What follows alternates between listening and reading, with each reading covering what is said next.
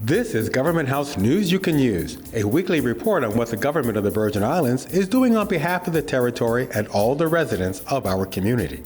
On Tuesday, Governor Bryant sent down his fiscal year 2024-2025 executive budget proposal, which totals $1.4 billion in expenditures to the 35th legislature. Once again, we submitted 2 years of budgeting.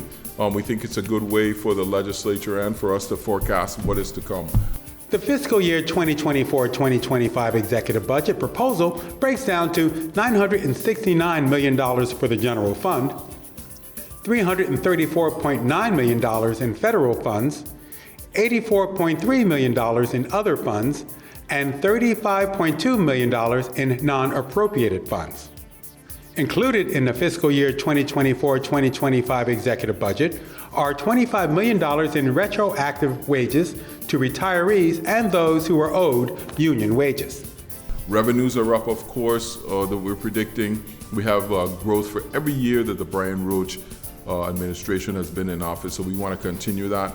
Under the Brian Roach administration, the territory's gross domestic product for 2021 increased 2.8% in 2021, after decreasing 1.9% in 2020, according to statistics released by the U.S. Bureau of Economic Analysis. The governor also thanked OMB Director Jennifer O'Neill and her staff for submitting the executive budget on time for the 5th consecutive year. Also on Tuesday, Governor Bryant nominated Lisa Alejandro for the position of Commissioner of Property and Procurement. Commissioner nominee Alejandro has been serving as acting commissioner for the department since February 14th, when former Commissioner Anthony Thomas resigned. Going through the government, I've always said the most important departments are the four wheels on bus. That's finance, OMB, personnel, and property and procurement. Those four wheels make everything, how we make everything happen, how we hire people, how we pay people, how we budget the funds that we have, and how do we get resources and products to the people that are working.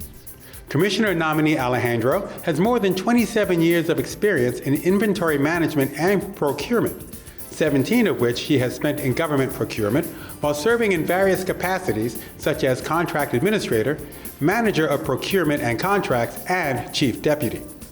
Following her nomination, Commissioner nominee Alejandro will go before the legislature's Rules and Judiciary Committee, which will be followed by the 35th legislature's action on her nomination. The Atlantic hurricane season begins June 1st and ends November 30th.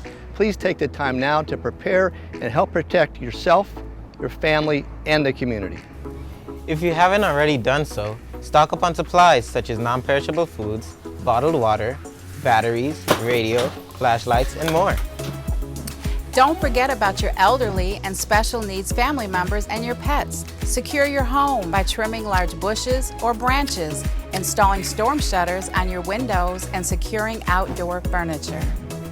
Talk to children about hurricanes and include them while packing their emergency go bags. These activities can help reduce anxiety in the event of a storm. We may be a small community, but together we can ensure that our territory stands strong in the face of any threat.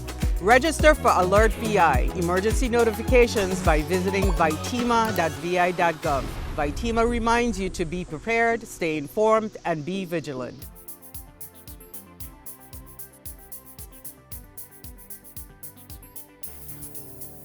Governor Bryant left the territory on Wednesday, May 31st, to attend a conference in Des Moines, Iowa, for Jobs for America's Graduates, also known as JAG. Governor Bryant is the vice chairman of the JAG Board of Directors, on which 14 governors also serve. More than 140 young Virgin Islands high school students currently participate in the Jobs for America's Graduates program, which is a state-based national nonprofit organization that helps high school students succeed academically and achieve on-the-job training to help them towards a productive and rewarding career. Governor Bryant is scheduled to return to the territory over the weekend. This week, Governor Bryant also announced that the Office of Management and Budget will begin accepting online applications on June 5th from Social Security recipients who have not yet received their $500 stipend checks. Eligible residents can either register online at omb.vi.gov, Click on Customer Contact and then Request Assistance, or call OMB at 340-774-9759. Don't miss Administrator's Corner, Wednesday, June 7th at 9 a.m. on 107.9 The Vibe.